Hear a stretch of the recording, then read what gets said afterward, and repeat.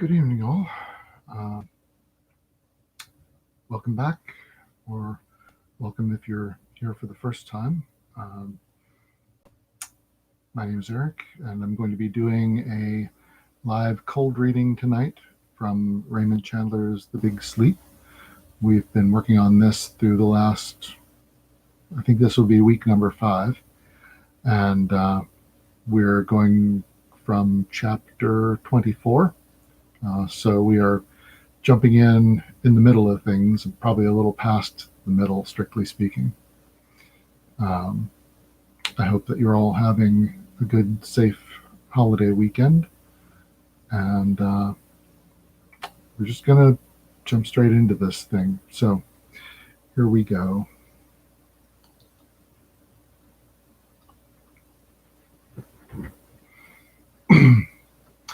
The Big Sleep, Chapter 24. The apartment house lobby was empty this time. No gunman waiting under the potted palm to give me orders. I took the automatic elevator up to my floor and walked along the hallway to the tune of a muted radio behind a door. I needed a drink. I was in a hurry to get one. I didn't switch the light on inside the door. I made straight for the kitchenette and brought up short in 3 or 4 feet. Something was wrong. Something on the air, a scent. The shades were down at the windows, and the street light leaking in at the sides made a dim light in the room. I stood still and listened. The scent on the air was a perfume, a heavy, cloying perfume. There was no sound at all. Then my eyes adjusted themselves more to the darkness, and I saw there was something across the floor in front of me that shouldn't have been there. I backed, reached the wall switch with my thumb, and flicked the light on. The bed was down. Something in it giggled. A blonde head was pressed into my pillow. 2 bare arms curved up, and the hands belonging to them were clasped on top of the blonde head. Carmen Sternwood was on her back in my bed, giggling at me. The tawny wave of her hair was spread out on the pillow as if by careful and artificial hand. Her slaty eyes peered at me and had the effect, as usual, of peering from behind a barrel. She smiled. Her small, sharp teeth glinted. "Cute, aren't I?" she said. I said harshly, "Cute as a Filipino on Saturday night." I went over to a floor lamp and pulled the switch, went back to put off the ceiling light, went across the room again to the chessboard on a card table under the lamp. There was a problem laid out on the board, a 6-mover. I couldn't solve it, like a lot of my problems. I reached down, moved a knight, and then pulled my hat and coat off and threw them somewhere. All this time, the soft giggling went on from the bed, that sound that made me think of rats behind wainscoting in an old house. "I bet you can't even guess how I got in." I dug a cigarette out and looked at her with bleak eyes. "Bet I can. It came through the keyhole, just like Peter Pan." "Who's he?" "Oh, fellow I used to know around the pool room." She giggled. "You're cute, aren't you?" she said. I began to say, "About that thumb," but she was ahead of me. I didn't have to remind her. She took her right hand from behind her head and started sucking the thumb and eyeing me with very round and naughty eyes. "I'm all undressed," she said, after I had smoked and stared at her for a minute. "By God," I said. It was right at the back of my mind. I was groping for it. I almost had it when you spoke. In another minute, I'd have said, "I bet you're all undressed." I always wear my rubbers in bed in case I wake up with a bad conscience and have to sneak away from it. "You're cute." She rolled her head a little, kittenishly. Then she took her left hand from under her head and took hold of the covers, paused dramatically, and swept them aside. She was undressed, all right. She lay there on the bed in the lamplight, naked and glistening as a pearl. Sternwood girls were giving me both barrels that night. I pulled a shred of tobacco off the edge of my lower lip. That's nice, I said, but I've already seen it all. Remember? I'm the guy that keeps finding you without any clothes on. She giggled some more and covered herself up again. Well, how did you get in? I asked her. The manager let me in. I showed him your card. I'd stolen it from Vivian. I told him you told me to come here and wait for you. I was mysterious. She glowed with delight. Neat, I said. Managers are like that. Now I know how you got in. Tell me how you're going to go out. She giggled. Not going. Not for a long time. I like it here. You're cute. Listen. I pointed my cigarette at her. Don't make me dress you again. I'm tired. I appreciate all you're offering me. It's just more than I could possibly take. Doghouse Riley never let a pal down that way. I'm your friend. I won't let you down, in spite of yourself. You and I have to keep on being friends, and this isn't the way to do it. Now, will you dress like a nice little girl? She shook her head from side to side. Listen, I plowed on. You don't really care anything about me. You're just showing how naughty you can be, but you don't have to show me. I knew it already. I'm the guy that found... Put the light out, she giggled. I threw my cigarette on the floor and stamped on it. I took a handkerchief out, wiped the palms of my hands. I tried it once more. It isn't on account of the neighbors, I told her. They don't really care a lot. There's a lot of stray broads in any apartment house, and one more won't make the building rock. It's a question of professional pride. You know, professional pride. I'm working for your father. He's a sick man, very frail, very helpless. He sort of trusts me not to pull any stunts. Won't you please get dressed, Carmen? Your name isn't Doghouse Riley, she said. It's Philip Marlowe. You can't fool me. I looked down at the chessboard. The move with the knight was wrong. I put it back where I had moved it from. Knights had no meaning in this game. It wasn't a game for knights. I looked at her again. She lay still now, her face pale against the pillow, her eyes large and dark and empty as rain barrels in a drought. One of her small, five-fingered, thumbless hands picked at the cover restlessly. There was a vague glimmer of doubt starting to get born in her somewhere. She didn't know about it yet. It's so hard for women, even nice women, to realize that their bodies are not irresistible. I said, I'm going out in the kitchen to mix a drink. Want one? Uh-huh. Dark, silent, mystified eyes stared at me solemnly, the doubt growing larger in them, creeping into them noiselessly, like a cat in long grass stalking a young blackbird. If you're dressed when I get back, you'll get the drink. Okay? Her teeth parted, and a faint hissing noise came out of her mouth. She didn't answer me. I went out to the kitchenette, got out some scotch and fizz water, mixed a couple of highballs. I didn't have anything really exciting to drink, like nitroglycerin or distilled tiger's breath. She hadn't moved when I got back with the glasses. The hissing had stopped. Her eyes were dead again. Her lips started to smile at me. Then she sat up suddenly and threw all the covers off her body and reached. Gimme. When you're dressed. Not until you're dressed. I put the two glasses down on the card table and sat down myself, lit another cigarette. Go ahead. I won't watch you. I looked away. Then I was aware of the hissing noise, very sudden and sharp. It startled me into looking at her again. She sat there naked, propped on her hands, her mouth open a little, her face like scraped bone. The hissing noise came tearing out of her mouth as if she had nothing to do with it. There was something behind her eyes, blank as they were, that I had never seen in a woman's eyes. Then her lips moved very slowly and carefully, as if they were artificial lips and had to be manipulated with springs. She called me a filthy name.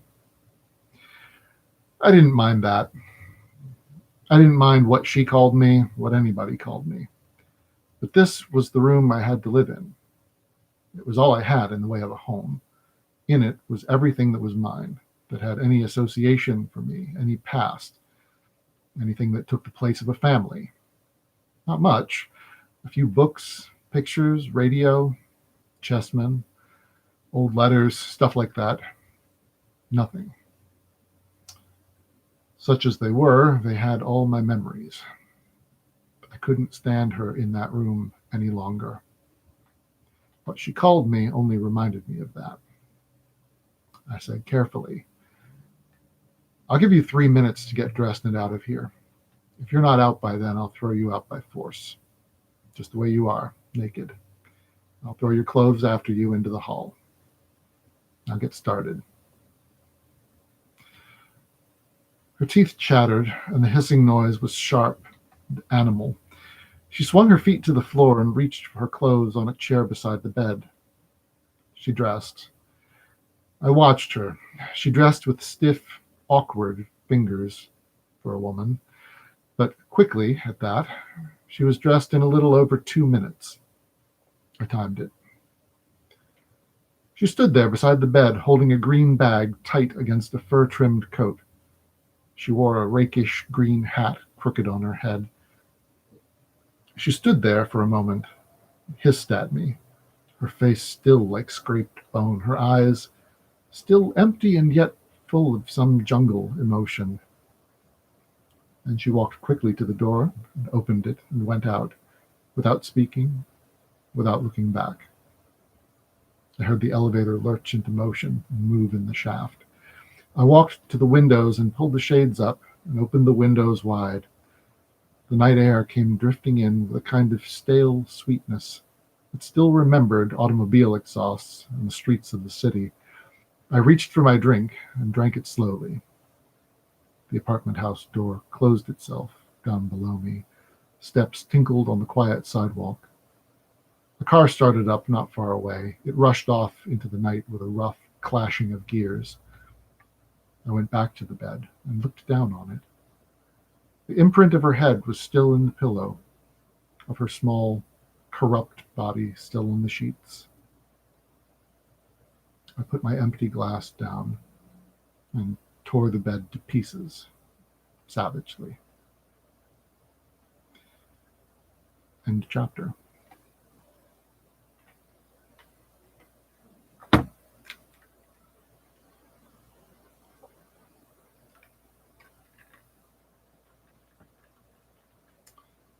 Chapter 25.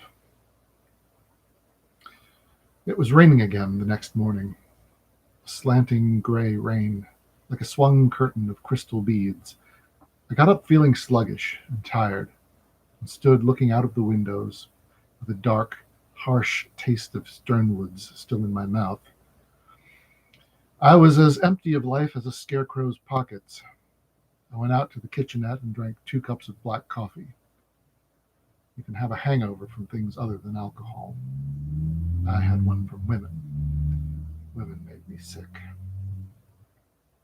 I shaved and showered and dressed and got my raincoat out and went downstairs and looked out of the front door. Across the street, 100 feet up, a gray Plymouth sedan was parked. It was the same one that had tried to trail me around the day before, the same one that I had asked Eddie Mars about. There might be a cop in it. If a cop had that much time on his hands and wanted to waste it following me around. Or it might be a smoothie in the detective business trying to get a nose full of somebody else's case in order to chisel away into it. Or it might be the Bishop of Bermuda disapproving of my nightlife. I went out back and got my convertible from the garage, drove it around front past the gray Plymouth. There was a small man in it, alone. He started up after me. He worked better in the rain. He stayed close enough so that I couldn't make a short block and leave that before he entered it. And he stayed back far enough so that other cars were between us most of the time. I drove down to the boulevard and parked in the lot next to my building, came out of there with my raincoat collar up, my hat brim low, and the raindrops tapping icily at my face in between. The Plymouth was across the way at a fire plug. I walked down to the intersection and crossed with the green light, walked back, close to the edge of the sidewalk and the parked cars. The Plymouth hadn't moved. Nobody got out of it. I reached it and jerked open the door on the curbside. A small, bright-eyed man was pressed back into the corner behind the wheel. I stood and looked in at him, the rain thumping my back. His eyes blinked behind the swirling smoke of a cigarette. His hands tapped restlessly on the thin wheel. I said, "Can't you make your mind up?" He swallowed, and the cigarette bobbed between his lips. "I don't think I know you," he said, in a tight little voice. "Marlowe's the name. The guy you've been trying to follow around for a couple of days?" "I ain't following anybody, Doc." "This jalopy is. Maybe you can't control it. Have it your own way. I am now going to eat breakfast in the coffee shop across the street. Orange juice, bacon and eggs, toast, honey, 3-4 cups of coffee, and a toothpick. I am then going up to my office, which is on the 7th floor of the building right opposite you. If you have anything that's worrying you beyond endurance, drop up and chew it over. I'll only be oiling my machine gun." I left him blinking and walked away. 20 minutes later, I was airing the scrubwoman's soiree d'amour out of my office and opening up a thick, rough envelope addressed in a fine, old-fashioned, pointed handwriting.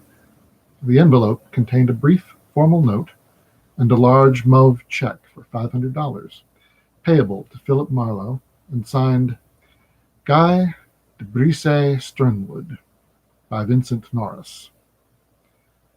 That made it a nice morning.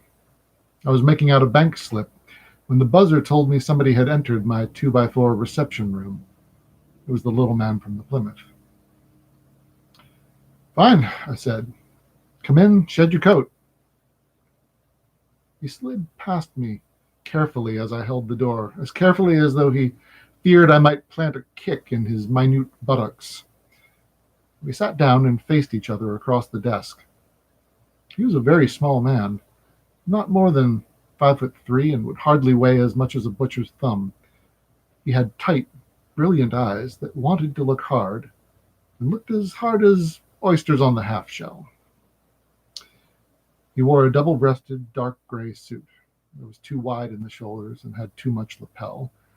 Over this, an Irish tweed coat with some badly worn spots.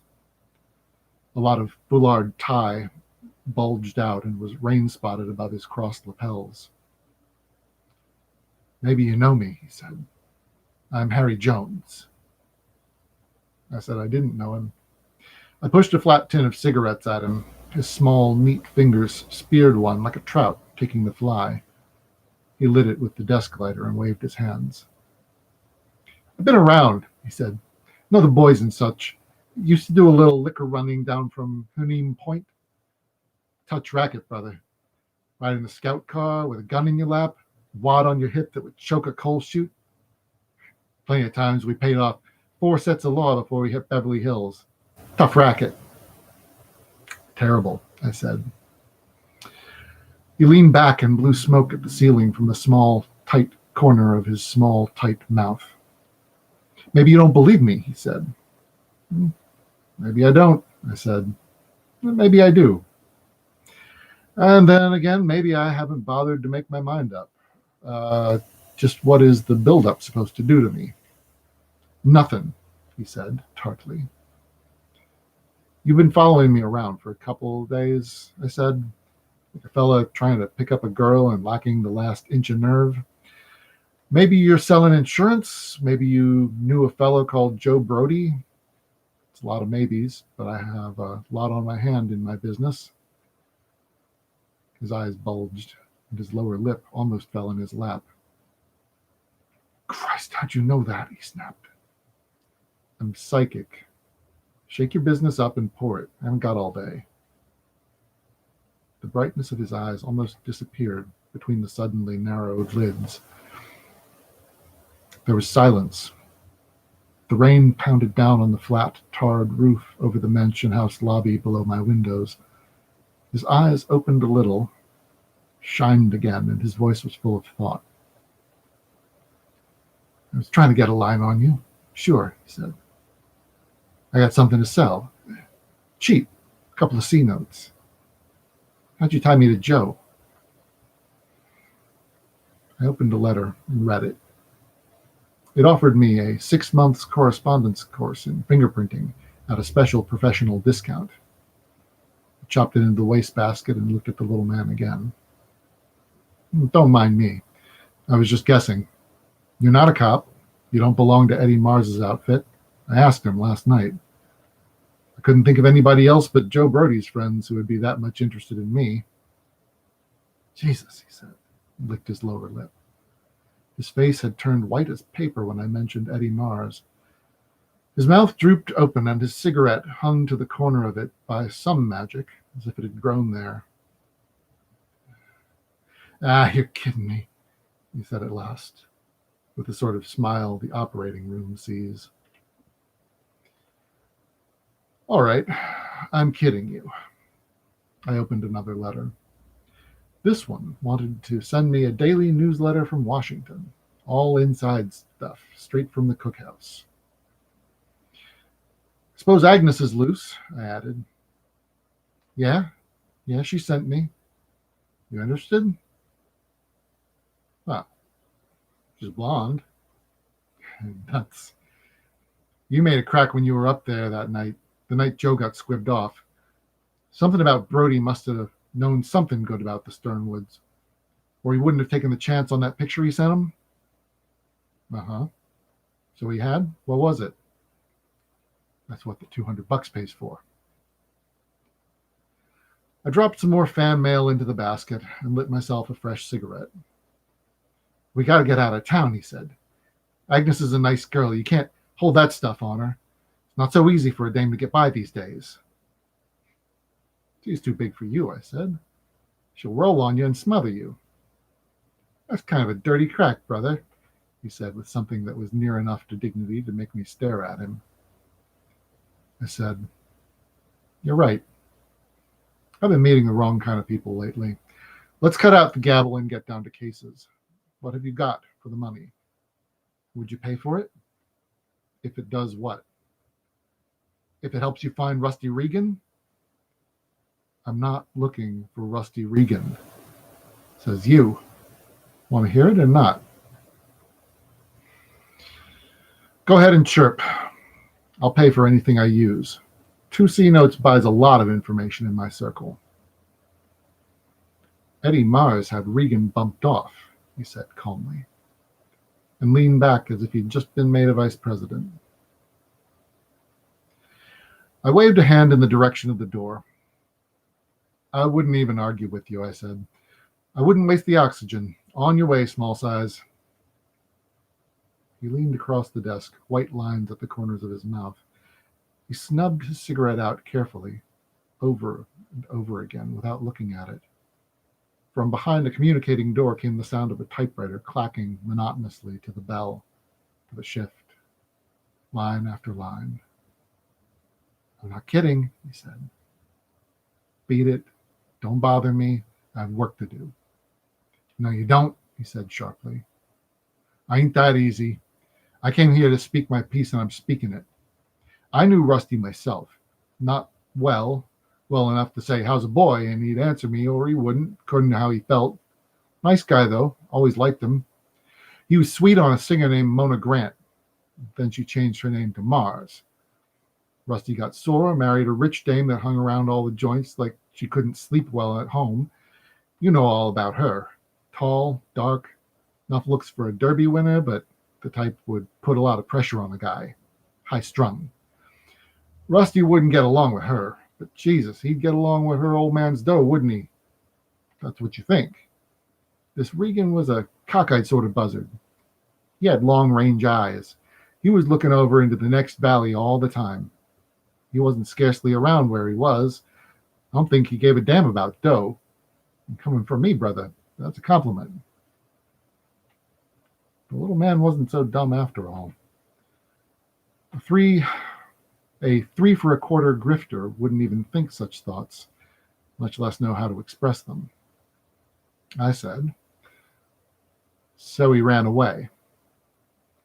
He started to run away, maybe, with this girl Mona. She wasn't living with Eddie Mars, didn't like his rackets, especially the sidelines like blackmail, bent cars, hideouts for hot boys in the East, so on. Talk was Regan told Eddie one night, right out in the open, that if he ever messed Mona up in any criminal rap, he'd be around to see him. Most of this is on the record, Harry, I said. You can't expect money for that. I'm coming to what isn't. So Regan blew. I used to see him every afternoon in Vardy's, drinking Irish whiskey, staring at the wall. He don't talk much anymore. He'd give me a bet now and then, which was what I was there for, pick up bets for Puss Walgreen. I thought he was in the insurance business. That's what it says on the door. I guess he'd sell you insurance, if you tramped on him. Well, about the middle of September, I don't see Regan anymore. I don't notice it right away. You know how it is. Guy's there and you see him, and then he ain't there, and you don't not see him until something makes you think of it. What makes me think of it is I hear a guy say, laughing, that Eddie Mars's woman lammed out with Rusty Regan, and Mars is acting like he was best man instead of being sore. So I tell Joe Brody, and Joe was smart. Like hell he was, I said. Not copper smart, but still smart. He's out for the dough. He gets to figuring, could he get a line somehow on the two lovebirds that maybe collect twice? Once from Eddie Mars and once from Regan's wife. Joe knew the family a little. $5,000 worth, I said. He nicked them for that a while back. Yeah? Harry Jones looked mildly surprised. Agnes ought to have told me that. Yeah, there's a frail for you. Always holding out. Well, Joe and me watch the papers, and we don't see anything, so we know old Sternwood has a blanket on it. Then one day I see Lash Canino in Vardy's. Know him? I shook my head. There's a boy that is tough like some guys think they're tough. He does a job for Eddie Mars when Mars needs him. Troubleshooting. He'd bump a guy off between drinks. When Mars don't need him, you don't go near him. And he don't stay in L.A. Well, it might be something, it might not. Maybe they got a line on Regan. Mars has just been sitting back with a smile on his puss, waiting for the chance. Then again, it might be something else entirely. Anyway, I tell Joe, and Joe gets on Casino's tail. He can tail me. I'm no good at it. I'm giving that one away. No charge. And Joe tails Canino out to the Sternwood place, and Canino parks outside the estate, and a car come up beside him with a girl in it. They talk for a while. Joe thinks the girl passes something over, like maybe dough. The girl beats it. It's Regan's wife. Okay, she knows Canino. Canino knows Mars. So Joe figures Canino knows something about Regan and is trying to squeeze a little on the side for himself. Canino blows. Joe loses him. End of Act 1. What does this Canino look like? Short, heavy-set, brown hair, brown eyes, always wears brown clothes and a brown hat. Even wears a brown suede raincoat. Drives a brown coupe. Everything brown for Mr. Canino. Let's have Act 2, I said. Without some dough, that's all. I don't see $200 in it. Mrs. Regan married an ex-bootlegger out of the joints. She'd know other people of his sort. She knows Eddie Mars well. If she thought anything had happened to Regan, Eddie would be the very man she'd go to, and Canino might be the man Eddie would pick to handle the assignment. Is that all you have? Would you give the $200 to know where Eddie's wife is? The little man asked calmly. He had all my attention now. I almost cracked the arms of my chair leaning on them. Even if she was alone? Harry Jones added in a soft, rather sinister tone. Even if she never run away with Regan at all, and was being kept now about 40 miles from LA in a hideout? So the law would keep on thinking she had dusted with him? Would you pay $200 for that, Seamus? I licked my lips.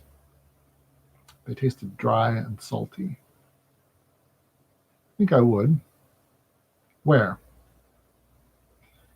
Agnes found her, he said grimly. Just by a lucky break. Saw her out riding, managed to tail her home.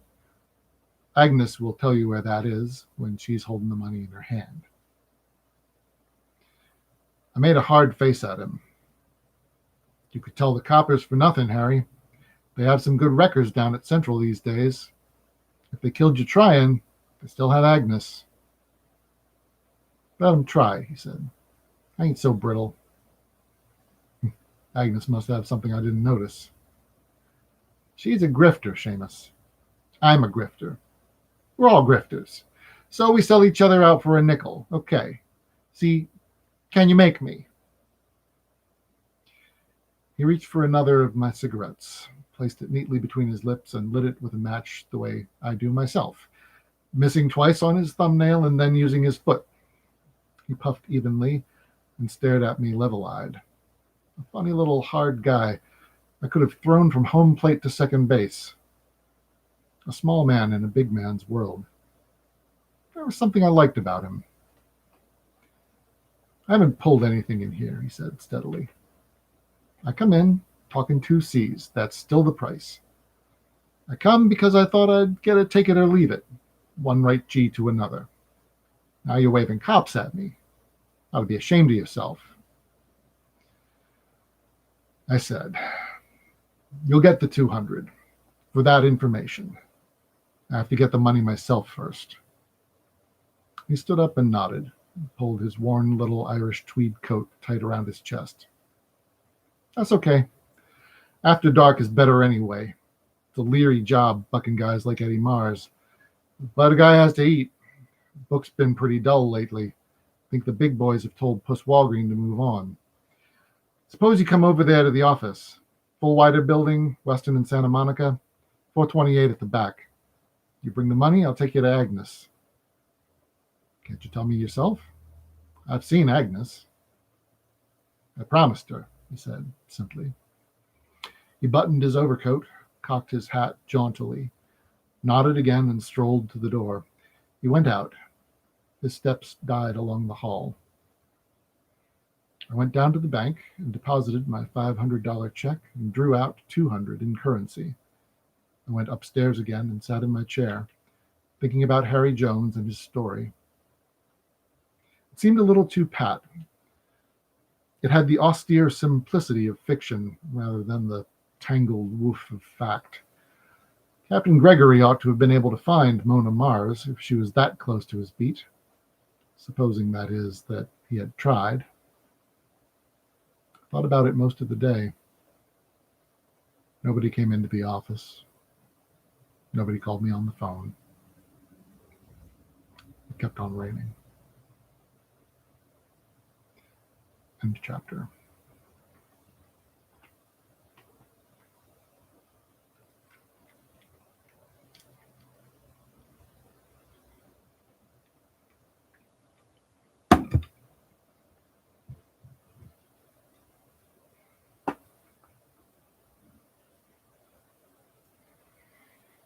Chapter 26. At 7, the rain had stopped for a breathing spell, but the gutters were still flooded. On Santa Monica, the water was level with the sidewalk, and a thin film of it washed over the top of the curbing. A traffic cop in shining black rubber from boots to cap sloshed through the flood on his way from the shelter of a sodden awning. My rubber heels slithered on the sidewalk as I turned into the narrow lobby of the Fullwider building. A single drop light burned far back beyond an open, once gilt elevator. There was a tarnished and well-missed spittoon on a gnawed rubber mat. A case of false teeth hung on the mustard-colored wall like a fuse box in a screen porch. I shook the rain off my hat and looked at the building directory beside the case of teeth. Numbers with names and numbers without names. Plenty of vacancies or plenty of tenants who wish to remain anonymous. Painless dentists, shyster detective agencies, small sick businesses that had crawled there to die, mail-order schools that would teach you how to become a railroad clerk or a radio technician or a screenwriter if the postal inspectors didn't catch up with them first. A nasty building. A building in which the smell of stale cigar butts would be the cleanest odor. An old man dozed in the elevator on a ramshackle stool with a burst-out cushion under him. His mouth was open. His veined temples glistened in the weak light. He wore a blue uniform coat that fitted him the way a stall fits a horse. Under that, gray trousers with frayed cuffs, white cotton socks, and black kid shoes, one of which was slid across a bunion. On the stool, he slept miserably, waiting for a customer. I went past him softly, the clandestine air of the building prompting me. Found the fire door and pulled it open. The fire stairs hadn't been swept in a month. Bums had slept on them, eaten on them. Left crusts and fragments of greasy newspaper, matches, a gutted imitation leather pocketbook. In a shadowy angle against the scribbled wall, a pouched ring of pale rubber had fallen and had not been disturbed. A very nice building. I came out at the fourth floor, sniffing for air. The hallway had the same dirty spittoon and frayed mat, the same mustard walls, the same memories of low tide. I went down the line and turned a corner. The name L.D. Walgreen, Insurance, showed on a dark pebbled glass door, on a second dark door, on a third behind which there was a light. One of the dark doors said, Entrance. A glass transom was open above the lighted door. Through it, the sharp, bird-like voice of Harry Jones spoke, saying, Canino. Yeah, I've seen you around somewhere. Sure. I froze. The other voice spoke. It had a heavy purr, like a small dynamo behind a brick wall. It said, I thought you would.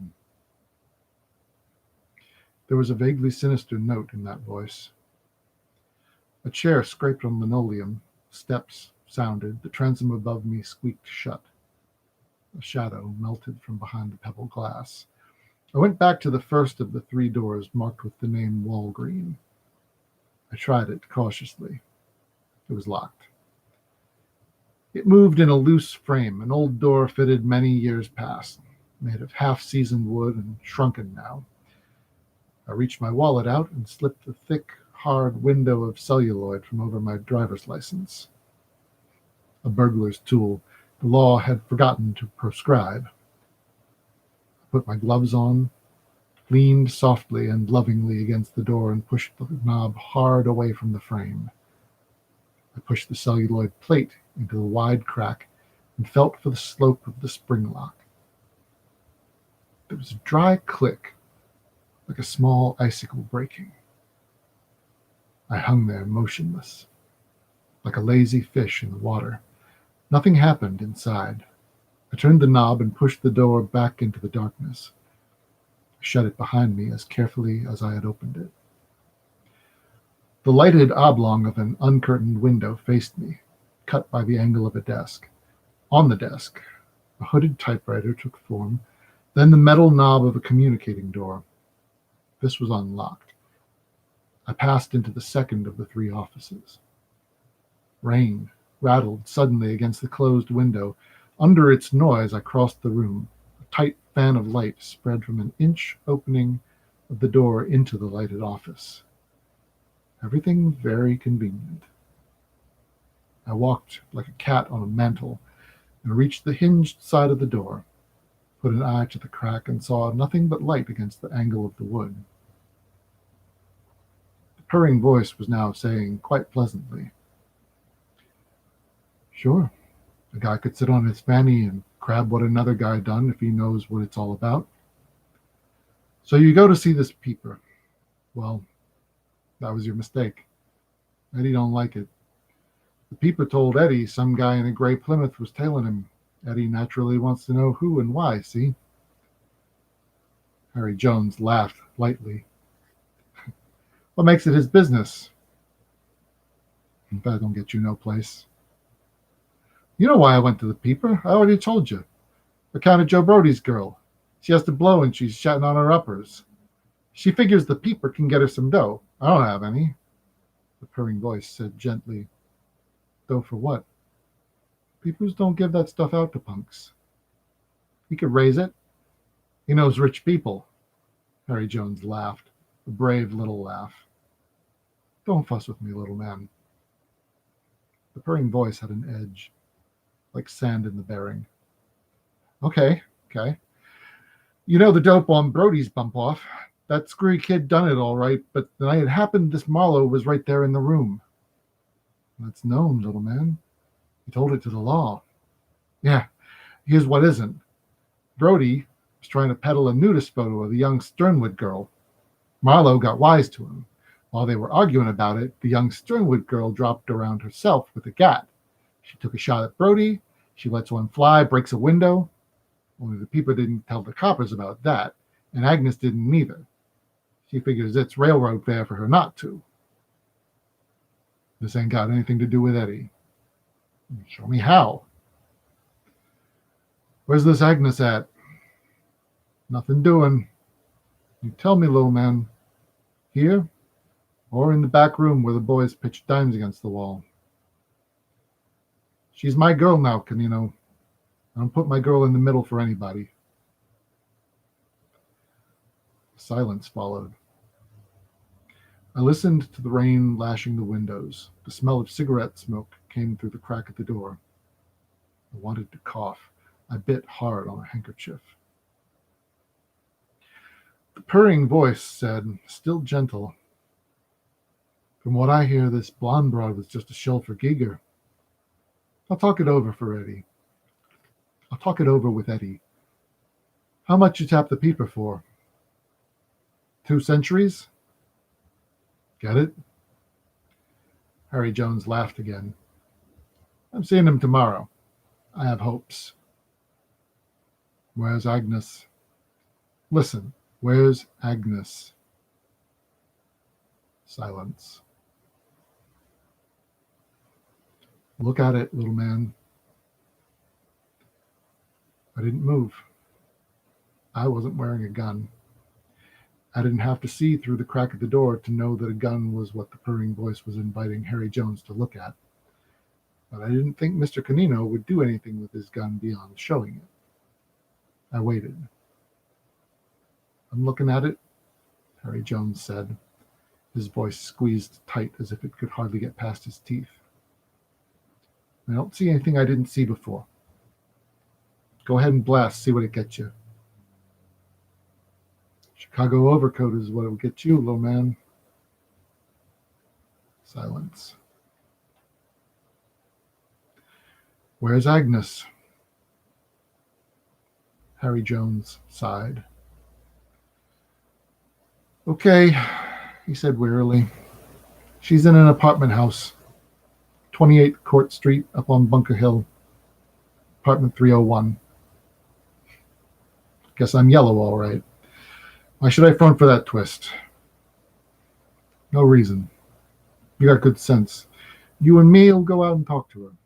All I want is to find out is she dummying up on you, kid. It's the way you say it is. Everything is Jake Lou. You can put the bite on the peeper and be on your way. No hard feelings." "No," Harry Jones said. "No hard feelings, Canino." "Fine. Let's dip the bill. Got a glass?" The purring voice was now as false as an usherette's eyelashes and as slippery as a watermelon seed. A drawer was pulled open. Something jarred on wood. A chair squeaked. Scuffing sound on the floor. This is Bond stuff, the purring voice said. There was a gurgling sound. Moths in your ermine, as the ladies say, Harry Jones said softly. Success. I heard a sharp cough, then a violent retching. There was a small thud on the floor as if a thick glass had fallen. My fingers curled against my raincoat. The purring voice said gently, You ain't sick from just one drink, are you, pal? Harry Jones didn't answer. There was labored breathing for a long moment, and then thick silence folded down. Then a chair scraped. So long, little man, said Mr. Canino. Steps. A click. The wedge of light died at my feet. A door opened and closed quietly. The steps faded, leisurely and assured. I stirred around the edge of the door and pulled it wide, and looked into blackness relieved by the dim shine of a window. The corner of a desk glittered faintly. A hunched shape took form in a chair behind it. In the close air there was a heavy, clogged smell, almost a perfume. I went across to the corridor door and listened. I heard the distant clang of the elevator. I found the light switch, and light glowed in a dusty glass bowl hanging from the ceiling by 3 brass chains. Harry Jones looked at me across the desk, his eyes wide open, his face frozen in a tight spasm. The skin bluish. His small, dark head was tilted to one side. He sat upright against the back of the chair. A streetcar bell clanged at an almost infinite distance, and the sound came buffeted by innumerable walls. A brown half-pint of whiskey stood on the desk with the cap off. Harry Jones's glass glinted against the caster of the desk. The second glass was gone. I breathed shallowly from the top of my lungs and bent above the bottle. Behind the charred smell of the bourbon, another odor lurked, faintly, the odor of bitter almonds. Harry Jones, dying, had vomited on his coat, and that made it cyanide. I walked around him carefully and lifted a phone book from a hook on the wooden frame of the window. I let it fall again, reached the telephone as far as it would go from the little dead man. I dialed information. The voice answered. Can you give me the phone number of apartment 301, 28 Court Street? One moment, please. The voice came to me, borne on the smell of bitter almonds. Silence. The number is Wentworth 2528. Is listed under Glendower Apartments. I thanked the voice and dialed the number. The bell rang 3 times, then the line opened. A radio blared along the wire and was muted. A burly male voice said, Hello? Is Agnes there? No Agnes here, buddy. What number you want? Wentworth 2528? Right number, wrong gal. Ain't that a shame? The voice cackled. I hung up and reached for the phone book again and looked up the Wentworth Apartments. I dialed the manager's number.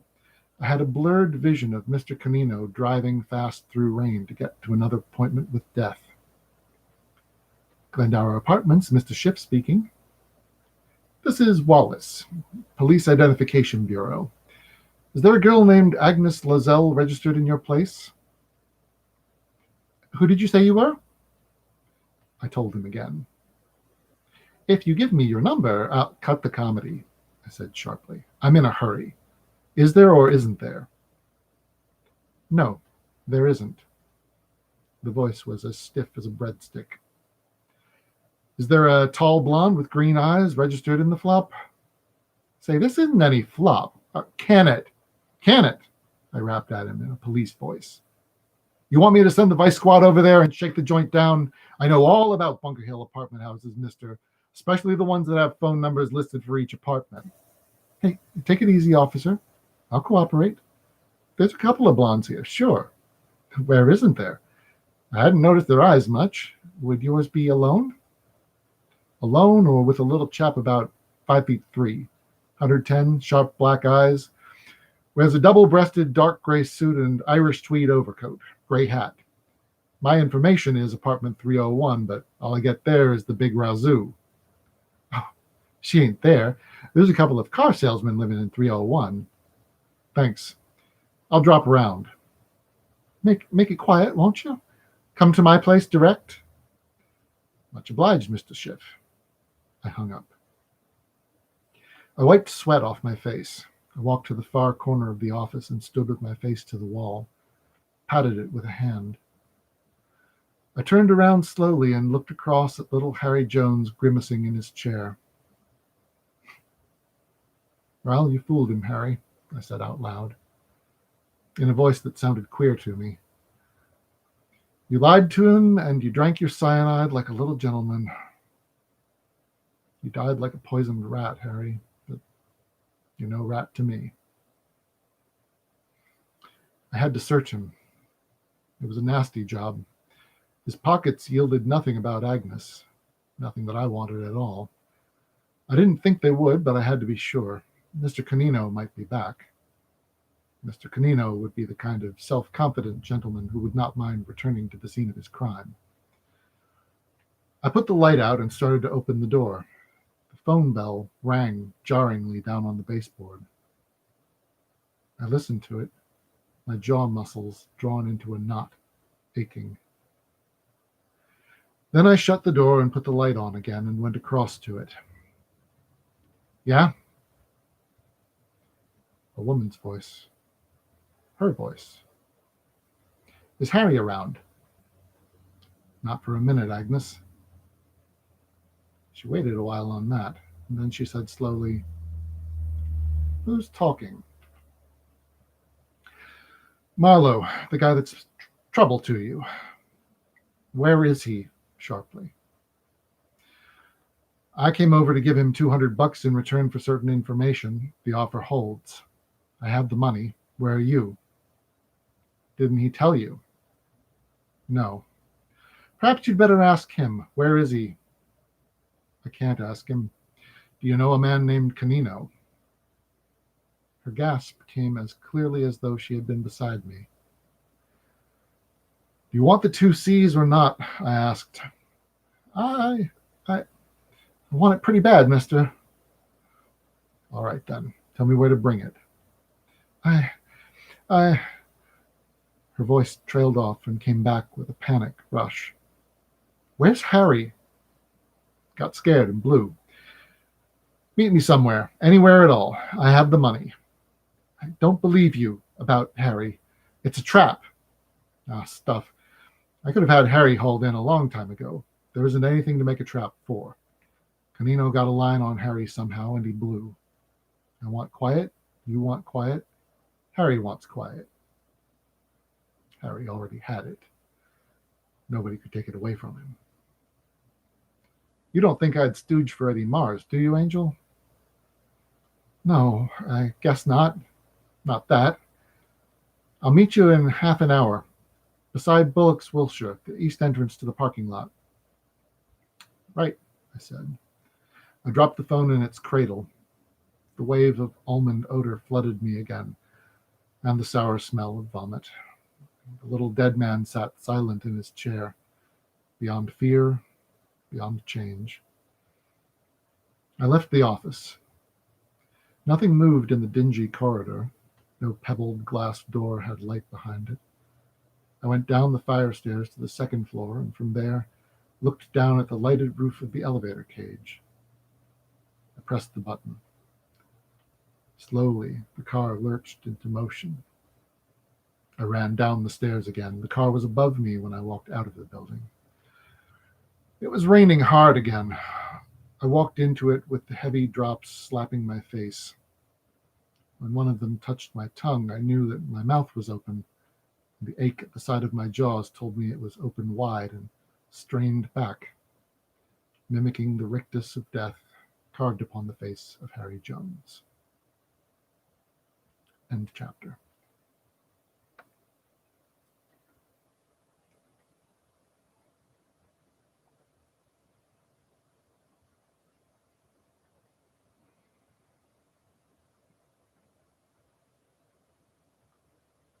Chapter 27. Give me the money. The motor of the gray Plymouth throbbed under her voice, and the rain pounded above it. The violet light at the top of Bullock's green-tinged tower was far above us, serene and withdrawn from the dark, dripping city. Her black-gloved hand reached out, and I put the bills in it. She bent over to count them under the dim light of the dash. A bag clicked open, clicked shut. She let a spent breath die on her lips. She leaned toward me. I'm leaving, Copper. I'm on my way. This is a getaway stake. God, how I need it. What happened to Harry? I told you. He ran away. Canino got wise to him somehow. Forget Harry. I've paid and I want my information. You'll get it. Joe and I were out riding Foothill Boulevard Sunday before last. It was late, the lights coming up, usual mess of cars. We passed a brown coupe and I saw the girl who was driving it. There was a man beside her, a dark, short man. The girl was a blonde. I'd seen her before. She was Eddie Mars's wife. The guy was Canino. You wouldn't forget either of them if you ever saw them. Joe tailed the coupe from in front. He was good at that. Canino, the watchdog, was taking her out for air. Mile or so east of Rialto. Rialto? A road turns toward the foothills. That's orange country to the south, but to the north it's bare as hell's backyard, and smack up against the hills there's a cyanide plant where they make the stuff for fumigation. Just off the highway there's a small garage and paint shop run by a G named Art Huck. Hot car drop, likely. There's a frame house beyond this, and beyond the house nothing but the foothills and the bare stone outcrop and the cyanide plant a couple of miles on. That's the place where she's holed up. They turned off on this road, and Joe swung around and went back, and we saw the car turn off the road where the frame house was. We sat there half an hour looking through the cars going by. Nobody came back out. It was quite dark. Joe sneaked up there and took a look. He said there were lights in the house, and a radio was going in just the one car out front, the coupe. So we beat it. She stopped talking, and I listened to the swish of tires on Wilshire.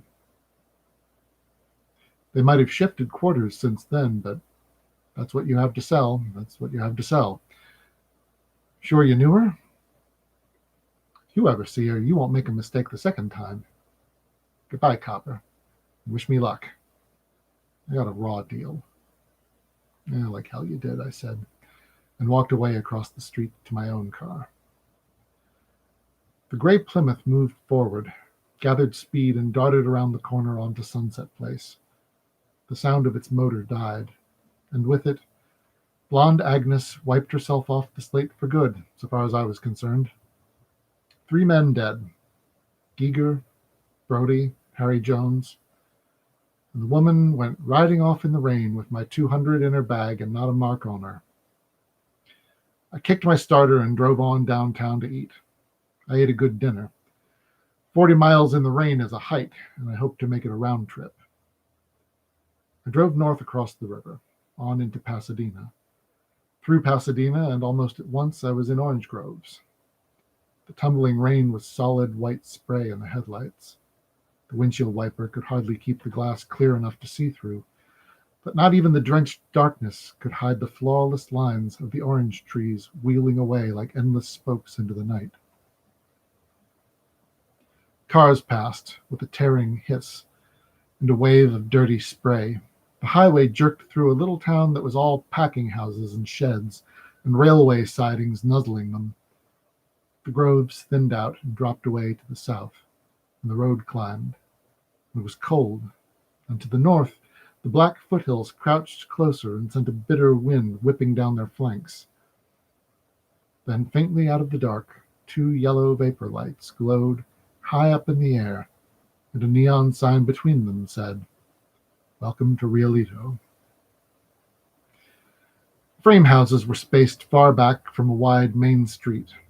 And then a sudden knot of stores, lights of a drugstore behind fogged glass, the fly cluster of cars in front of the movie theater, a dark bank on a corner with a clock sticking out over the sidewalk, and a group of people standing in the rain looking at its windows, as if they were some kind of a show. I went on. Empty fields closed in again. Fate stage managed the whole thing. Beyond Rialito, just about a mile beyond, the highway took a curve, and the rain fooled me, and I went too close to the shoulder. My right front tire let go with an angry hiss. Before I could stop, the right rear went with it. I jammed the car to a stop, half on the pavement, half on the shoulder, got out and flashed a spotlight around. I had 2 flats and 1 spare. The flat butt of a heavy galvanized tack stared at me from the front tire. The edge of the pavement was littered with them. They had been swept off, but not far enough. I snapped the flash off and stood there breathing rain and looking up a side road at a yellow light. It seemed to come from a skylight. The skylight could belong to a garage. The garage could be run by a man named Art Huck, and there could be a frame house next door to it. I tucked my chin down in my collar, started towards it, then went back to unstrap the license holder from the steering post and put it in my pocket. I leaned lower under the wheel. Behind a weighted flap, directly under my right leg as I sat in the car, there was a hidden compartment. There were 2 guns in it. One belonged to Eddie Mars's boy Lanny, and one belonged to me. I took Lanny's. It would have had more practice than mine. I stuck it nose down in an inside pocket and started up the side road. The garage was 100 yards from the highway. It showed the highway a blank sidewall. I played the flash on it quickly. Art Huck, auto repairs and painting. I chuckled, and then Harry Jones's face rose up in front of me, and I stopped chuckling. The garage doors were shut, but there was an edge of light under them, and a thread of light where the halves met. I went on past. The frame house was there, light in 2 front windows, shades down. It was set well back from the road, behind a thin clump of trees. A car stood on the gravel drive in front. It was dark, indistinct, but it would be a brown coupe, and it would belong to Mr. Canino. It squatted there peacefully in front of the narrow wooden porch. He would let her take it out for a spin once in a while, and sit beside her, probably with a gun handy. The girl Rusty Regan ought to have married, that Eddie Mars couldn't keep. The girl that hadn't run away with Regan. Nice Mr. Canino. I trudged back to the garage, banged on the wooden door with the butt of my flash. There was a hung instant of silence, as heavy as thunder, and the light inside went out. I stood there, grinning and licking the rain off my lip. I clicked the spot on the middle of the doors, grinned at the circle of white. I was where I wanted to be. A voice spoke through the door, a surly voice. "What you want?" "Open up. I got 2 flats back on the highway and only 1 spare. I need help." "Sorry, mister, we're closed up. Rialito's a mile west. Better try there." I didn't like that. I kicked the door hard, kept on kicking it. Another voice made itself heard, a purring voice, like a small dynamo behind a wall. I liked this voice. It said, "Wise guy, huh? Open up, Art." A bolt squeaked, and half of the door bent inward. My flash burned briefly on a gaunt face. Then something that glittered swept down and knocked the flash out of my hand. A gun had peeked at me. I dropped low where the flash burned on the wet ground and picked it up. The surly voice said, "Kill that spot, Bo. Folks get hurt that way." I snapped the flash off and straightened. Light went on inside the garage, outlined a tall man in coveralls. He backed away from the open door and kept a gun leveled at me. Step inside and shut the door, stranger. We'll see what we can do. I stepped inside and shut the door behind my back. I looked at the gaunt man, but not at the other man who was shadowy over by the workbench, silent. The breath of the garage was sweet and sinister with the smell of hot pyroxylin paint. And you got no sense, the gaunt man chided me. A bank job was pulled at Rialito this noon. Pardon, I said, remembering the people staring at the bank in the rain. I didn't pull it. I'm a stranger here. Well, there was, he said morosely. Some say it was a couple of punk kids and they got him cornered back here in the hills. That's a nice night for hiding, I said.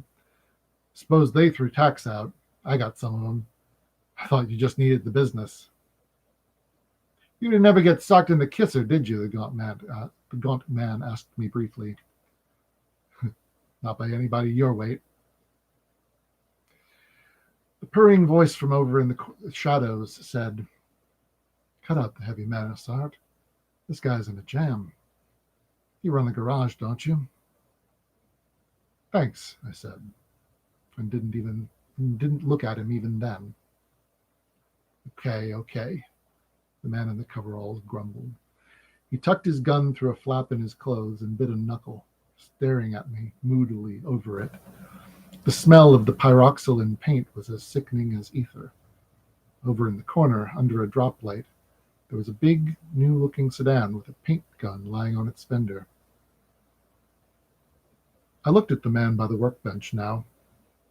He was short and thick-bodied with strong shoulders. He had a cool face and cool, dark eyes. He wore a belted, brown suede raincoat that was heavily spotted with rain. His brown hat was tilted rakishly. He leaned his back against the workbench and looked me over, without haste, without interest, as if he was looking at a slab of cold meat. Perhaps he thought of people that way. He moved his dark eyes up and down slowly, and then glanced at his fingernails, one by one, holding them up against the light and studying them with care as Hollywood has taught it should be done. He spoke around a cigarette. Got 2 flats, huh? That's tough. They swept them tax, I thought. I skidded a little on the curve. Stranger in town, you said. Traveling through. On the way to L.A. How far is it? 40 miles. Seems longer this weather. Where from, stranger? Santa Rosa. Come the long way, eh? Tahoe and Lone Pine? Not Tahoe. Reno and Carson City. Still the long way. A fleeting smile curved his lips. Any law against it? I asked him. What? No. Sure not. Guess you think we're nosy. Just on account of that heist back there. Take a jack and get his flats, Art. I'm busy, the cop man growled. I got work to do. I got this spray job. And it's raining, you might have noticed. The man in brown said pleasantly. Too damp for a good spray job, Art. Get moving. I said. The front and rear on the right side. You could use the spare for one spot if you're busy. Take 2 jacks, Art, the brown man said. Now listen, Art began to bluster. The brown man moved his eyes, looked at Art with a soft, quiet-eyed stare, lowered them again, almost shyly. He didn't speak. Art rocked as if a gust of wind had hit him.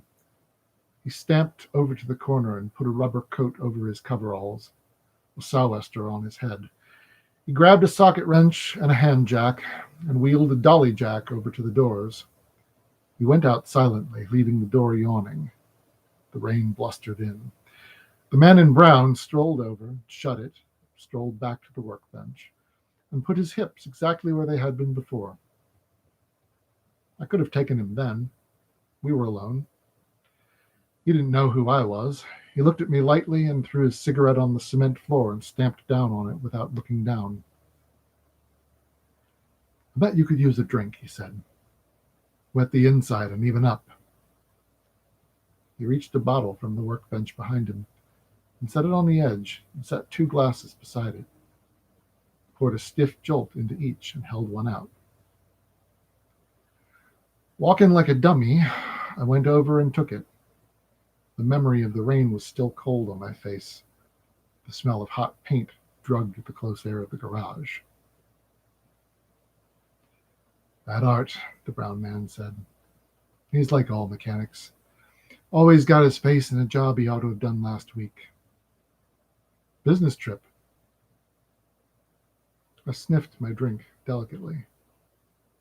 It had the right smell. I watched him drink some of his before I swallowed mine. I rolled it around on my tongue. There was no cyanide in it. I emptied the little glass and put it down beside him and moved away. Partly, I said. I walked over to the half-painted sedan with the big metal paint gun lying along its fender. The rain hit the flat roof hard. Art was out in it, cursing. The brown man looked at the big car. Just a panel job to start with, he said casually, his purring voice still softer from the drink. But the guy had dough, and his driver needed a few bucks. You know the racket. I said, there's only one that's older. My lips felt dry. I didn't want to talk. I lit a cigarette. I wanted my tires fixed. The minutes passed on tiptoe. The brown man and I were 2 strangers, chance met, looking at each other across a little dead man named Harry Jones. Only the brown man didn't know that yet. Feet crunched outside, and the door was pushed open. The light hit pencils of rain and made silver wires of them. Art trundled 2 muddy flats in, sullenly. Kicked the door shut, let one of the flats fall over on its side. He looked at me savagely. You sure pick spots for a jack to stand on, he snarled. The brown man laughed and took a rolled cylinder of nickels out of his pocket and tossed it up and down on the palm of his hand. Don't crab so much, he said dryly. Fix those flats. I'm fixing them, ain't I? No, don't make a song about it. Yeah. Art peeled his rubber coat and sou'wester off and threw them away from him. He heaved one tire up on a spreader and tore the rim loose viciously. He had the tube out and cold-patched and nothing flat. Still scowling, he strode over to the wall beside me and grabbed an air hose, put enough air into the tube to give it body, and let the nozzle of the air hose smack against the whitewashed wall. I stood watching the roll of wrapped coins dance in Canino's hand. The moment of crouched intensity had left me. I turned my head and watched the gaunt mechanic beside me toss the air-stiffened tube up and catch it with his hands wide, one on each side of the tube. He looked it over, sourly, glanced at the big galvanized tub of dirty water in the corner and grunted.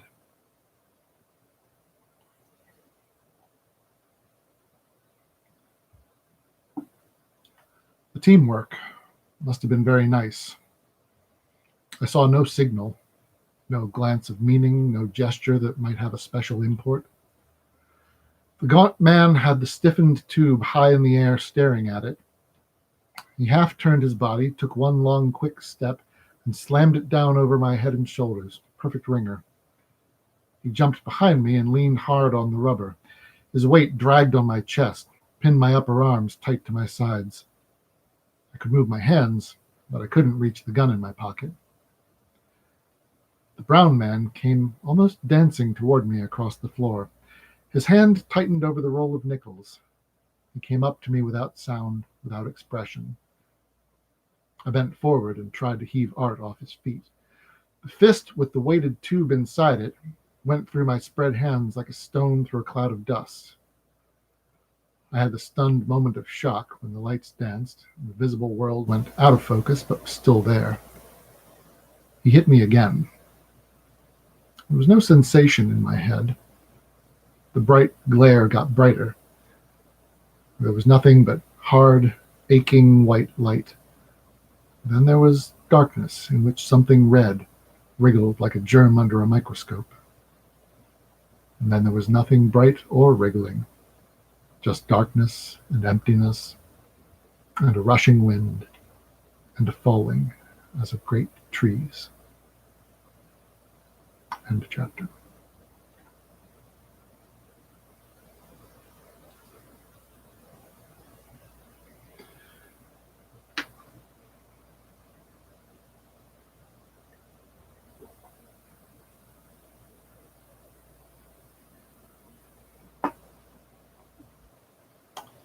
Chapter 28. It seemed there was a woman, and she was sitting near a lamp, which was where she belonged, in a good light. Another light shone hard on my face, so I closed my eyes again and tried to look at her through the lashes. She was so platinumed that her hair shone like a silver fruit bowl. She wore a green knitted dress with a broad white collar turned over it. There was a sharp-angled, glossy bag at her feet. She was smoking, and a glass of amber fluid was tall and pale at her elbow.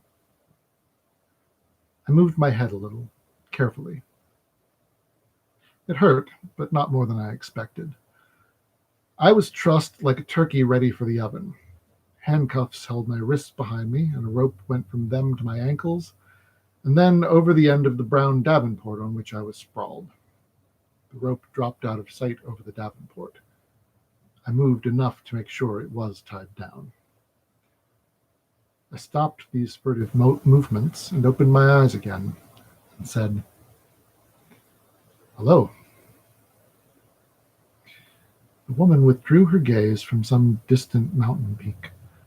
Her small, firm chin turned slowly. Her eyes were the blue of mountain lakes. Overhead, the rain still pounded with a remote sound, as if it was somebody else's rain.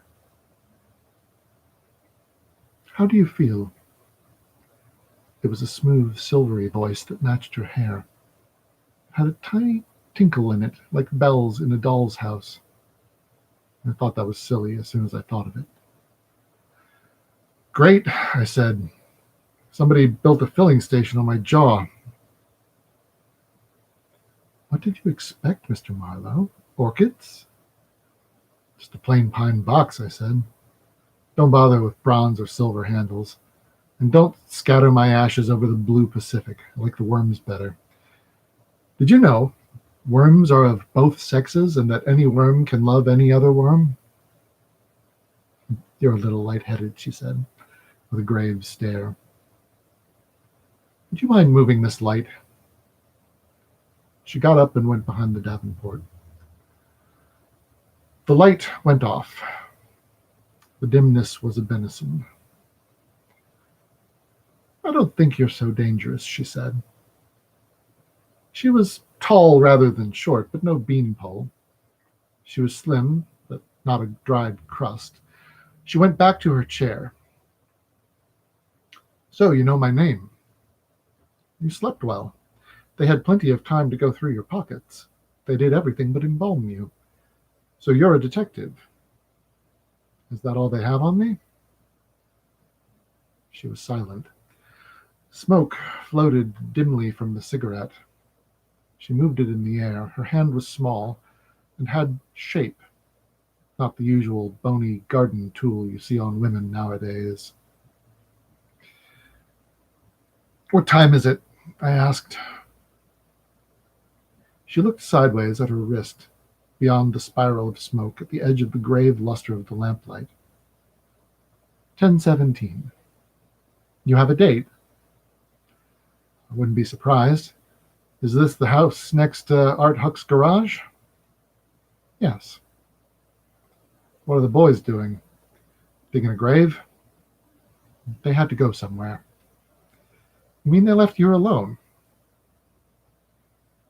Her head turned slowly again, and she smiled. "You don't look dangerous." "I thought they were keeping you a prisoner." It didn't seem to startle her. It even slightly amused her. What made you think that? I know who you are. Her very blue eyes flashed so sharply that I could almost see the sweep of their glance, like the sweep of a sword. Her mouth tightened, but her voice didn't change. Then I'm afraid you're in a bad spot, and I hate killing. And you, Eddie Mars's wife. Shame on you. She didn't like that. She glared at me, and I grinned. Unless you can unlock these bracelets, which I'd advise you not to do, you might spare me a little of that drink you're neglecting. She brought the glass over. Bubbles rose in it like false hopes. She bent over me. Her breath was as delicate as the eyes of a fawn. I gulped from the glass. She took it away from my mouth and watched some of the liquid run down my neck. She bent over me again. Blood began to move around in me like a prospective tenant looking over a house. Your face looks like a collision mat, she said. Make the most of it. It won't last long, even this good. She swung her head sharply and listened. For an instant her face was pale. The sounds were only the rain drifting against the walls. She went back across the room and stood with her side to me, bent forward a little, looking down at the floor. Why did you come here and stick your neck out? She asked quietly. Eddie wasn't doing you any harm. You know perfectly well that if I hadn't hid out here, the police would have been certain Eddie murdered Rusty Regan. He did, I said. She didn't move, didn't change position an inch. Her breath made a harsh, quick sound. I looked around the room. 2 doors, both in the same wall, one half open. Carpet of red and tan squares, blue curtains at the windows, wallpaper with bright green pines on it. The furniture looked as if it had come from one of those places that advertise on bus benches. Gay but full of resistance. She said softly, Eddie didn't do anything to him. I haven't seen Rusty in months. Eddie's not that sort of man. You left his bed and board. You were living alone. People at the place where you lived identified Regan's photo. That's a lie, she said coldly. I tried to remember whether Captain Gregory had said that or not. My head was too fuzzy, I couldn't be sure. And it's none of your business, she added. The whole thing is my business. I'm hired to find out. Eddie's not that sort of man. Oh, you like racketeers? As long as people will gamble, there will be places for them to gamble. That's just protective thinking. Once outside the law, you're all the way outside. You think he's just a gambler. I think he's a pornographer, a blackmailer, a hot car broker, a killer by remote control, and a suborner of crooked cops. He's whatever looks good to him, whatever has the cabbage pinned to it. Don't try to sell me on any high-souled racketeers. They don't come in that pattern. He's not a killer, her nostrils flared. Not personally. He has Canino. Canino killed a man tonight, a harmless little guy who was trying to help somebody out. I almost saw him killed. She laughed wearily. All right, I growled. Don't believe it. If Eddie is such a nice guy, I'd like to get to talk to him without Canino around. You know what Canino will do. Beat my teeth out and then kick me in the stomach for mumbling. She put her head back and stood there, thoughtful, withdrawn, thinking something out. I thought platinum hair was out of style, I bored on, just to keep sound alive in the room, just to keep from listening. It's a wig, silly, while mine grows out. She reached up and yanked it off. Her own hair was clipped short all over, like a boy's. She put the wig back on. Who did that to you? She looked surprised. I had it done. Why? Well, yeah, why? Why, to show Eddie I was willing to do what he wanted me to do, hide out, that he didn't need to have me guarded. I wouldn't let him down. I love him. Good grief, I groaned. And you have me right here in the room with you. She turned a hand over and stared at it. Then abruptly she went out of the room and came back with a kitchen knife. She bent and sawed at my rope. Canino has the key to the handcuffs, she breathed. I can't do anything about those. She stepped back, breathing rapidly. She had cut the rope at every knot. You're a kick, she said, kidding with every breath. The spot you're in. I thought Eddie wasn't a killer. She turned away quickly and went back to her chair by the lamp and sat down and put her face in her hands. I swung my feet to the floor and stood up. I tottered around, stiff-legged. The nerve on the left side of my face was jumping in all its branches. I took a step. I could still walk. I could run if I had to. I guess you mean me to go. She nodded without lifting her head. You'd better go with me if you want to keep on living. Don't waste time. He'll be back any minute. Light a cigarette for me? I stood beside her, touching her knees. She came to her feet with a sudden lurch. Our eyes were only inches apart. Hello, Silverwig, I said softly. She stepped back around the chair and swept a package of cigarettes up off the table. She jabbed one loose and pushed it roughly into my mouth. Her hand was shaking.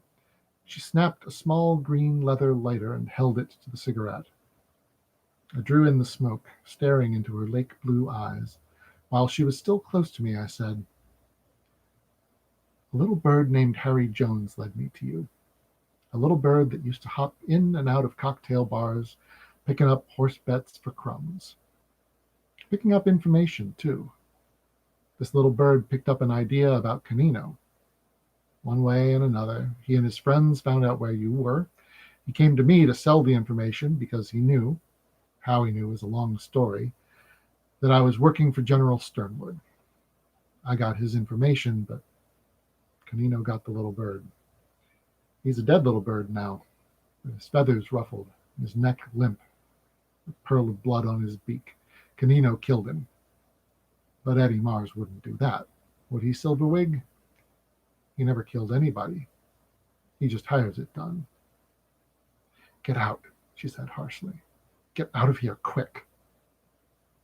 Her hand clutched in midair on the green lighter. The fingers strained, the knuckles were as white as snow. But Canino doesn't know that I know that, I said. About the little bird. All he knows is I'm nosing around. Then she laughed. It was almost a racking laugh. It shook her as the wind shakes a tree. I thought there was puzzlement in it. Not exactly surprised, but as if a new idea had been added to something already known, and it didn't fit. Then I thought that was too much to get out of a laugh. It's very funny, she said breathlessly. Very funny because, you see, I still love him. Women. She began to laugh again. I listened hard, my head throbbing, just the rain still. Let's go, I said. Fast. She took 2 steps back, and her face set hard. Get out, you. Get out. You can walk to Rialito. You can make it, and you can keep your mouth shut for an hour or 2 at least. You owe me that much. Let's go, I said. Got a gun, Silverwig? You know I'm not going. You know that. Please, please get out of here quickly. I stepped up close to her, almost pressing against her. You're going to stay here after turning me loose. Wait for that killer to come back so you can say, so sorry? A man who kills like swatting a fly? Not much. You're going with me, Silverwig. No. Suppose, I said thinly, your handsome husband did kill Regan. Or suppose Canino did, without Eddie's knowing it. Just suppose. How long will you last after turning me loose? I'm not afraid of Canino. I'm still his boss's wife. Eddie's a handful of mush, I snarled. Canino would take him with a teaspoon. He'll take him the way the cat took the canary, a handful of mush. The only time a girl like you goes for the wrong G is when he's a handful of mush. Get out! She almost spit at me. Okay. I turned away from her and moved out through the half-open door into a dark hallway. Then she rushed after me and pushed past to the front door and opened it. She peered out into the wet blackness and listened. She motioned me forward. Goodbye, she said under her breath. Good luck in everything but one thing. Eddie didn't kill Rusty Regan. You'll find him, alive and well somewhere when he wants to be found. I leaned against her and pressed her against the wall with my body. I pushed my mouth against her face and talked to her that way. There's no hurry. All this was arranged in advance, rehearsed to the last detail, timed to the split second, just like a radio program. No hurry at all. Kiss me, Silverwig. Her face under my mouth was like ice. She put her hands up and took hold of my head and kissed me hard on the lips. Her lips were like ice, too. I went out through the door and it closed behind me without sound, and the rain blew in under the porch. Not as cold as her lips. End chapter.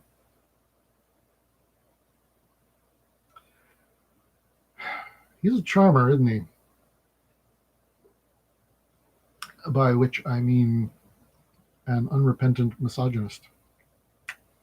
Go figure. Chapter 29. Got another half hour before I call it quits for tonight. I'm not sure how far along we are. We could be getting close to the end of this thing. Let's see. At chapter 29. The garage next door was dark. I crossed the gravel drive and a patch of sodden lawn. The road ran with small rivulets of water. It gurgled down a ditch on the far side. I had no hat. That must have fallen in the garage. Canino hadn't bothered to give it back to me. He hadn't thought I would need it anymore.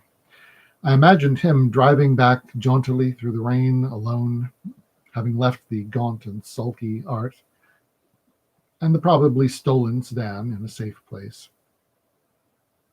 She loved Eddie Mars, and she was hiding to protect him. So he would find her there when he came back, calm beside the light and the untasted drink, and me tied up on the Davenport. He would carry her stuff out to the car and go through the house carefully to make sure nothing incriminating was left. He would tell her to go out and wait. She wouldn't hear a shot. Blackjack is just as effective at short range. He would tell her he had left me tied up and I would get loose after a while. He would think she was that dumb. Nice Mr. Canino. The raincoat was open in front, and I couldn't button it, being handcuffed. The skirts flapped against my legs like the wings of a large and tired bird. I came to the highway. Cars went by in a wide swirl of water illuminated by headlights. The tearing noise of their tires died swiftly. I found my convertible where I'd left it, both tires fixed and mounted, so it could be driven away if necessary. They thought of everything. I got into it and leaned down sideways under the wheel and fumbled aside the flap of leather that covered the pocket. I got the other gun, stuffed it up under my coat, and started back. The world was small, shut in, black. A private world for Canino and me. Halfway there, the headlights nearly caught me.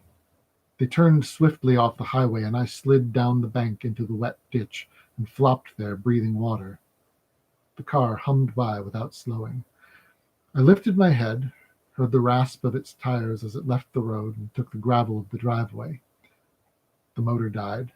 The lights died. A door slammed. I didn't hear the house door shut, but a fringe of light trickled through the clump of trees, as though a shade had been moved aside from a window where the light had been put on in the hall. I came back to the soggy grass plot and sloshed across it. The car was between me and the house. The gun was down at my side, pulled as far around as I could get it, without pulling my left arm out by the roots. The car was dark, empty, warm. Water gurgled pleasantly in the radiator. I peered in at the door. The keys hung on the dash. Canino was very sure of himself. I went around the car and walked carefully across the gravel to the window and listened. I couldn't hear any voices, any sound, but the swift bong, bong of the raindrops hitting the metal elbows at the bottom of the rain gutters. I kept on listening. No loud voices. Everything quiet and refined. He would be purring at her, and she would be telling him she had let me go, and I had promised to let them get away. He wouldn't believe me, as I wouldn't believe him. So he wouldn't be in there long. He would be on his way and take her with him. All I had to do was wait for him to come out. I couldn't do it. I shifted the gun to my left hand and leaned down to scoop up a handful of gravel. I tossed it against the screen of the window. It was a feeble effort. Very little of it reached the glass above the screen, but the loose rattle of that little was like a dam bursting. I ran back to the car and got on the running board behind it. The house had already gone dark. That was all. I dropped quietly on the running board and waited. No soap. Canino was too cagey. I straightened up and got into the car backwards, fumbled around for the ignition key and turned it. I reached with my foot, but the starter button had to be on the dash. I found it at last, pulled it, and the starter ground. The warm motor caught at once, purred softly, contentedly. I got out of the car again and crouched down by the rear wheels. I was shivering now, but I knew Canino wouldn't like that last effect. He needed that car badly. A darkened window slid down inch by inch. Only some shifting of light on the glass showing it moved. Flame spouted from it abruptly, the blended roar of 3 swift shots. Glass starred in the coupe. I yelled with agony. The yell went off into a wailing groan. The groan became a wet gurgle choked with blood. I let the gurgle die sickeningly. One choked gasp. It was nice work. I liked it. Canino liked it very much. I heard him laugh. It was a large, booming laugh, not at all like the purr of his speaking voice.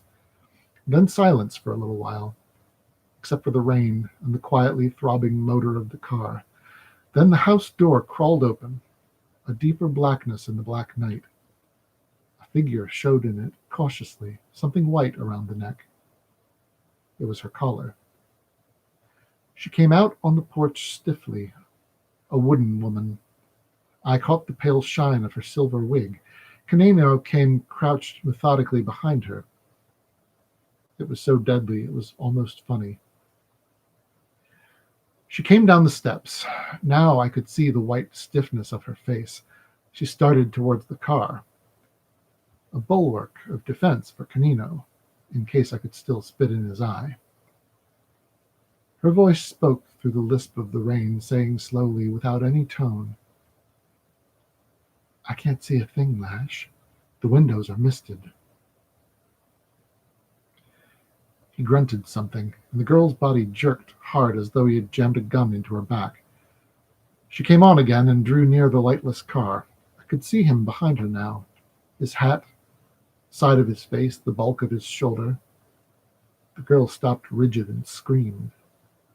A beautiful, thin, tearing scream that rocked me like a left hook. "I can see him," she screamed. "Through the window, behind the wheel lash." He fell for it, like a bucket of lead. He knocked her roughly to one side and jumped forward, throwing his hand up. 3 more spurts of flame cut the darkness. More glass scarred. One bullet went on through and smacked into a tree on my side. A ricochet whined off into the distance, but the motor went quietly on. He was low down, crouched against the gloom, his face a grayness without form that seemed to come back slowly after the glare of the shots. If it was a revolver he had, it might be empty. It might not. He had fired 6 times, but he might have reloaded inside the house. I hoped he had. I didn't want him with an empty gun, but it might be an automatic. I said, "Finished." He whirled at me. Perhaps it would have been nice to allow him another shot or two, just like a gentleman of the old school, but his gun was still up, and I couldn't wait any longer. Not long enough to be a gentleman of the old school. I shot him 4 times, the Colt straining against my ribs. The gun jumped out of his hand as if it had been kicked. He reached both hands for his stomach. I could hear them smack hard against his body. He fell like that, straight forward, holding himself together with his broad hands. He fell face down in the wet gravel, and after that, there wasn't a sound from him. Silverwig didn't make a sound either. She stood rigid with the rain swirling at her. I walked around Canino and kicked his gun without any purpose. Then I walked after it and bent over sideways and picked it up. That put me close beside her. She spoke moodily, as if she was talking to herself. I was afraid you'd come back. We had a date. I told you it was all arranged. I began to laugh like a loon. Then she was bending down over him, touching him, and after a little while she stood up with a small key on a thin chain. And she said bitterly, "Did you have to kill him?" I stopped laughing as suddenly as I'd started. She went behind me and unlocked the handcuffs. "Yes," she said softly, "I suppose you did." End of chapter.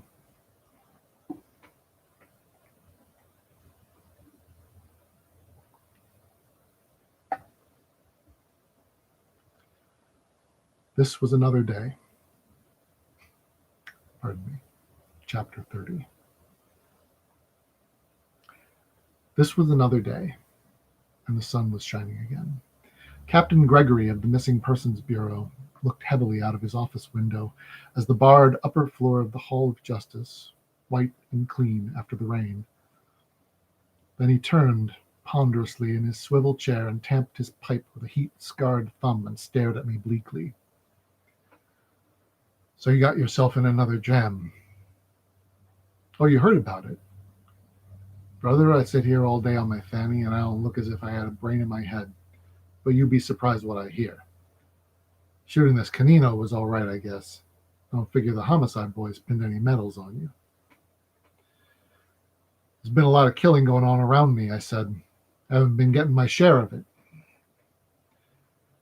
He smiled patiently. "Who told you this girl out there was Eddie Mars's wife?" I told him.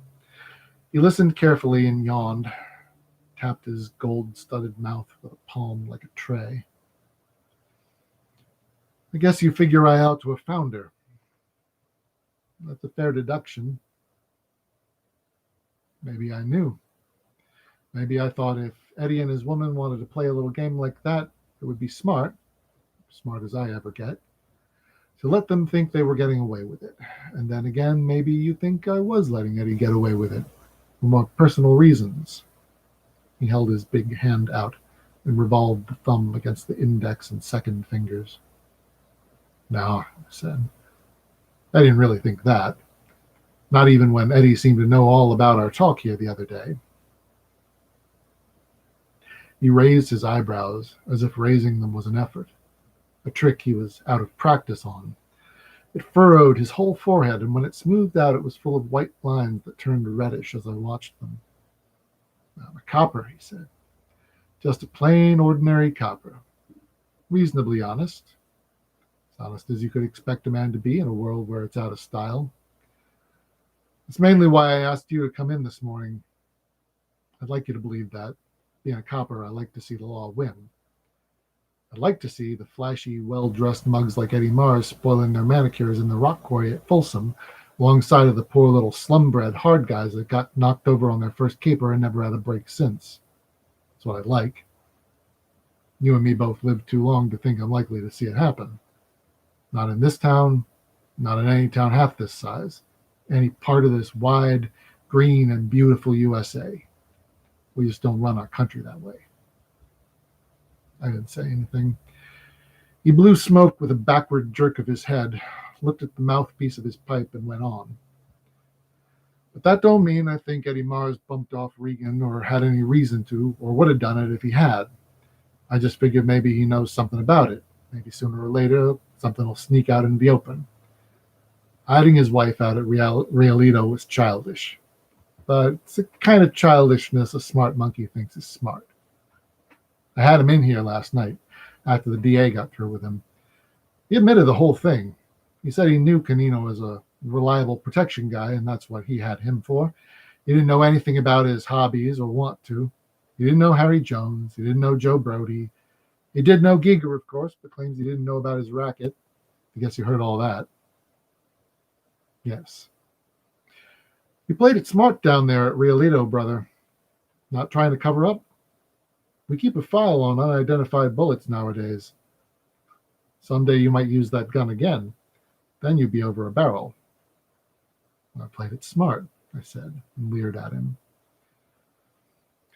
He knocked his pipe out and stared down at it broodingly.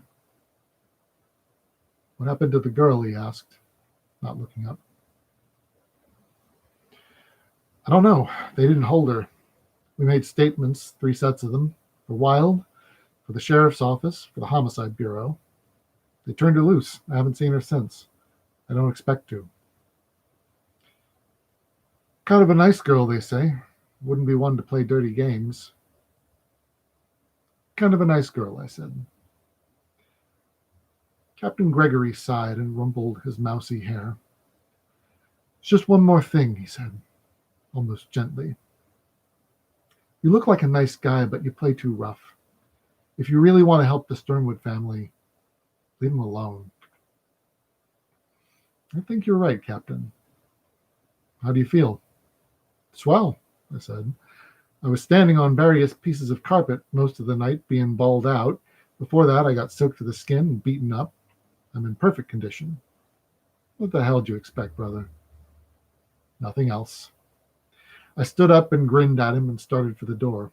When I had almost reached it, he cleared his throat suddenly and said in a harsh voice, "I'm wasting my breath, huh?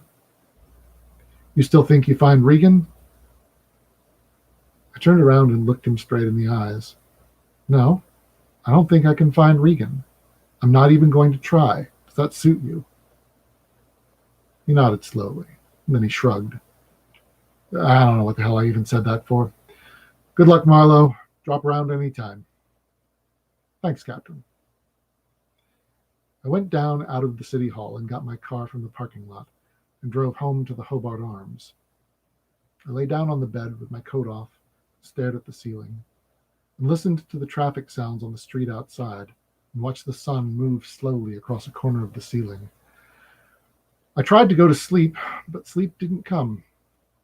I got up and took a drink, although it was the wrong time of day, and lay down again. I still couldn't go to sleep. My brain ticked like a clock.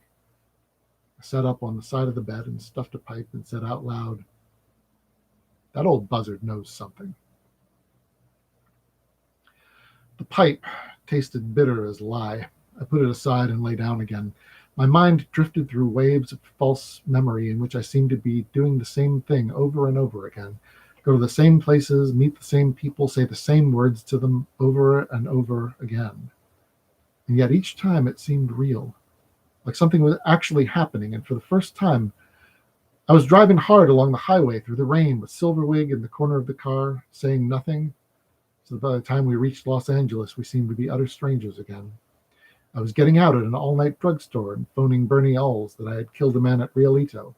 I was on my way over to Wild's house with Eddie Mars's wife, who had seen me do it. I was pushing the car along the silent, rain-polished streets to Lafayette Park and up under the porte-cochere of Wild's big frame house. And the porch light was already on, Alls having telephoned ahead that I was coming. I was in Wild's study, and he was behind his desk, in a flowered dressing gown and a hard, tight face, and a dappled cigar moved in his fingers and up to the bitter smile on his lips. Alls was there, and a slim, gray, scholarly man from the sheriff's office who looked and talked more like a professor of economics than a cop. I was telling the story, and they were listening quietly. Silverwig sat in a shadow with her hands folded in her lap, looking at nobody. There was a lot of telephoning. There were two men from the Homicide Bureau who looked at me as if I was some kind of strange beast escaped from a traveling circus. I was driving again, with one of them beside me, to the Fullwider building. We were there in the room where Harry Jones was still in the chair behind the desk, the twisted stiffness of his dead face and the sour, sweet smell in the room. There was a medical examiner, very young and husky, with red bristles on his neck. There was a fingerprint man fussing around, and I was telling him not to forget the latch of the transom. He found Canino's thumbprint on it, the only print the brown man had left to back up my story. I was back again at Wild's house, signing a typewritten statement his secretary had run off in another room. Then the door opened, and Eddie Mars came in, and an abrupt smile flashed to his face when he saw Silverwig, and he said, "Hello, Sugar." She didn't look at him or answer him. Eddie Mars, fresh and cheerful, in a dark business suit with a fringed white scarf hanging outside his tweed overcoat. And then they were gone. Everybody was gone out of the room but myself and Wild. And Wild was saying in a cold, angry voice, "This is the last time, Marlowe. The next fast one you pull, I'll throw you to the lions, no matter whose heart it breaks." It was like that, over and over again, lying on the bed and watching the patch of sunlight slide down the corner of the wall. And then the phone rang, and it was Norris, the Sternwood butler, with his usual untouchable voice. "Mr. Marlowe, I telephoned your office without success, so I took the liberty of trying to reach you at home." "I was out most of the night," I said. "I haven't been down." "Yes, sir. The General would like to see you this morning, Mr. Marlowe, if it's convenient." "Half an hour or so. How is he?" "He's in bed, sir, but not doing badly." "Wait till he sees me," I said, and hung up. I shaved, changed clothes, and started for the door. And then I went back and got Carmen's little pearl-handled revolver and dropped it into my pocket. The sunlight was so bright that it danced. I got to the Sternwood place in 20 minutes and drove up under the arch at the side door. It was 11:15. The birds in the ornamental trees were crazy with song after the rain. The terraced lawns were as green as the Irish flag, and the whole estate looked as though it had been made about 10 minutes before. I rang the bell. It was 5 days since I'd rung it for the first time. Felt like a year. A maid opened the door and led me along a side hall to the main hallway and left me there, saying Mr. Norris would be down in a moment. The main hallway looked just the same. The portrait over the mantel had the same hot black eyes, and the knight in the stained glass window still wasn't getting anywhere, untying the naked damsel from the tree. In a few minutes Norris appeared, and he hadn't changed either. His acid blue eyes were as remote as ever. His grayish-pink skin looked healthy and rested, and he moved as if he was 20 years younger than he really was. I was the one who felt the weight of the years. We went up the tiled staircase and turned the opposite way from Vivian's room. With each step, the house seemed to grow larger and more silent. We reached a massive old door that looked as if it had come out of a church. Norris opened it softly and looked in. Then he stood aside, and I went in past him, across what seemed to be about a quarter of a mile of carpet, to a huge canopied bed, like the one Henry VIII died in.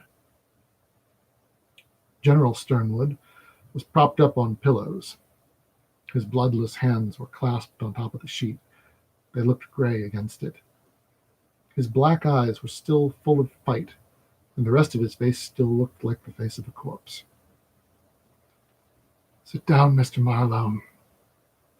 His voice sounded weary and a little stiff. I pulled a chair close to him and sat down. All the windows were shut tight. The room was sunless at that hour. Awnings cut off what glare there might be from the sky. The air had the faint Swedish smell of old age. He stared at me silently for a long minute. He moved a hand as if to prove to himself that he could still move it, then folded it back over the other and said lifelessly, "I didn't ask you to look for my son-in-law, Mr. Marlowe." "You wanted me to, though." "I didn't ask you to. You assume a great deal. I usually ask for what I want." I didn't say anything. "You have been paid," he went on coldly. "The money is of no consequence one way or the other.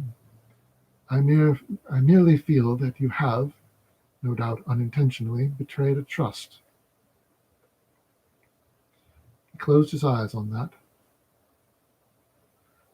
I said, "Is that all you wanted to see me about?" He opened his eyes again very slowly, as though the lids were made of lead. "I suppose you're angry at that remark," he said. I shook my head. "You have an advantage over me, General. It's an advantage I wouldn't want to take away from you, not a hair of it. It's not much, considering what you have to put up with. You can say anything you like to me, and I wouldn't think of getting angry. I'd like to offer you your money back. It may mean nothing to you. It might mean something to me." "What does it mean to you?" "It means that I have refused payment for an unsatisfactory job. That's all." "Do you do many unsatisfactory jobs?" "A few. Everyone does." "Why did you go see Captain Gregory?" I leaned back and hung an arm over the back of the chair. I studied his face. It told me nothing. I didn't know the answer to his question, no satisfactory answer. "I was convinced you put those Giger notes up to me chiefly as a test, and that you were a little afraid Regan might somehow be involved in an attempt to blackmail you. I didn't know anything about Regan then. It wasn't until I talked to Captain Gregory that I realized Regan wasn't that sort of guy in all probability." "That is scarcely answering my question." I nodded. "No, that is scarcely answering your question. I guess I just don't like to admit that I played a hunch. The morning I was here, after I left you out in the orchid house, Mrs. Regan sent for me. She seemed to assume I was hired to look for her husband, and she didn't seem to like it. She let drop, however, that they had found his car in a certain garage. They could only be the police. Consequently, the police must know something about it. If they did, the Missing Persons Bureau would be the department that would have the case. I didn't know whether you had reported it, of course, or somebody else, or whether they had found the car through somebody reporting it abandoned in a garage, but I know cops, and I knew that if they got that much, they would get a little more, especially as your driver happened to have a police record. I didn't know how much more they would get. That started me thinking about the Missing Persons Bureau. What convinced me was something in Mr. Wilde's manner, the night we had the conference over at his house, about Giger and so on. We were alone for a minute, and he asked me whether you had told me you were looking for Regan. I said, you had told me you wished you knew where he was, and that he was all right. Wilde pulled his lip in and looked funny. I knew just as plainly as though he had said it that by looking for Regan, he meant using the machinery of the law to go look for him. Even then, I tried to go up against Captain Gregory in such a way that I wouldn't tell him anything he didn't know already.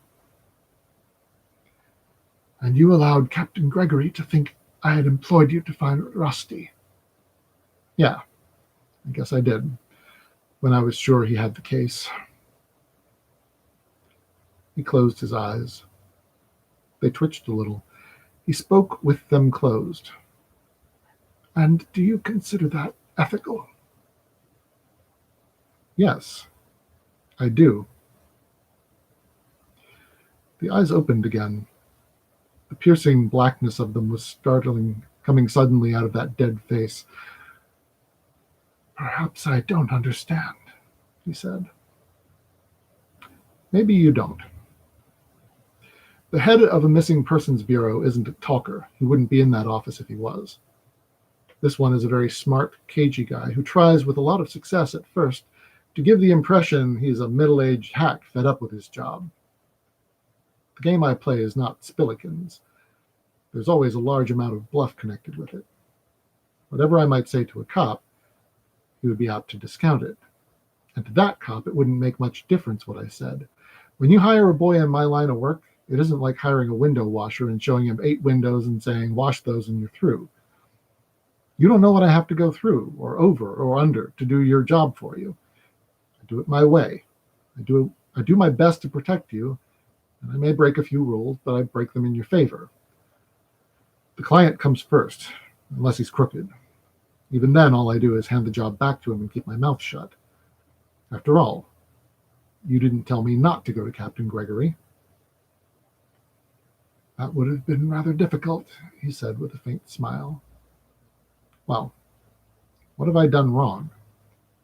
Your man Norris seemed to think when Giger was eliminated, the case was over. I don't see it that way. Giger's method of approach puzzled me and still does.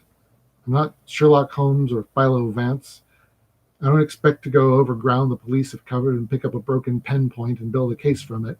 If you think there's anybody in the detective business making a living doing that sort of thing, you don't know much about cops.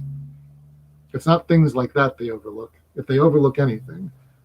I'm not saying they often overlook anything when they're really allowed to work, but if they do, it's apt to be something looser and vaguer, like a man of Giger's type sending you his evidence of debt and asking you to pay like a gentleman.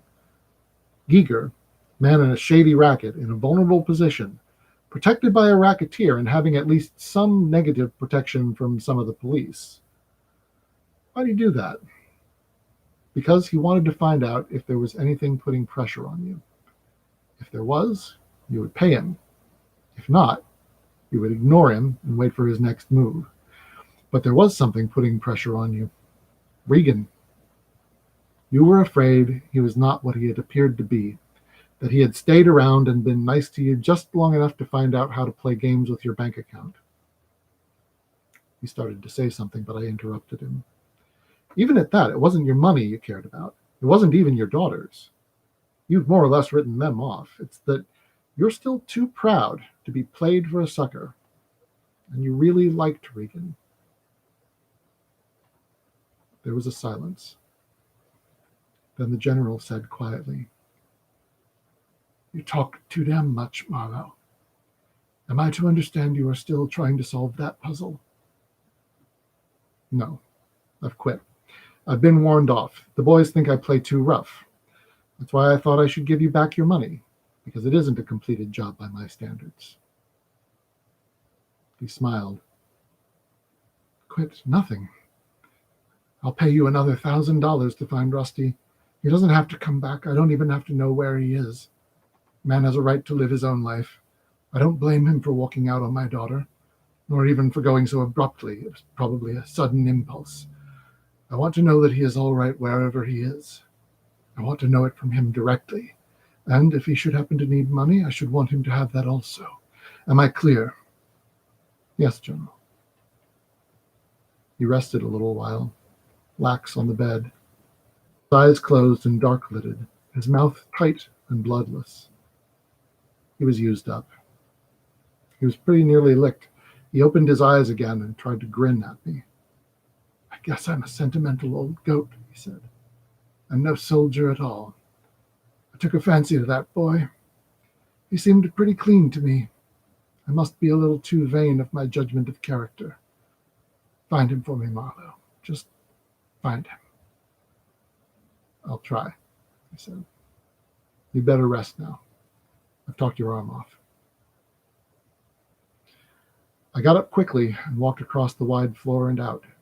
He had his eyes shut again before I opened the door. His hands lay limp on the sheet. He looked a lot more like a dead man than most dead men look. I shut the door quietly and went back along the upper hall and down the stairs. End chapter. And end of reading for tonight. It's been a long one, a couple of hours. I feel like we're probably getting close to the end of this thing, but if we are, we'll have to hit it next week. Take care, all. Have a safe weekend. I'll see you next Sunday.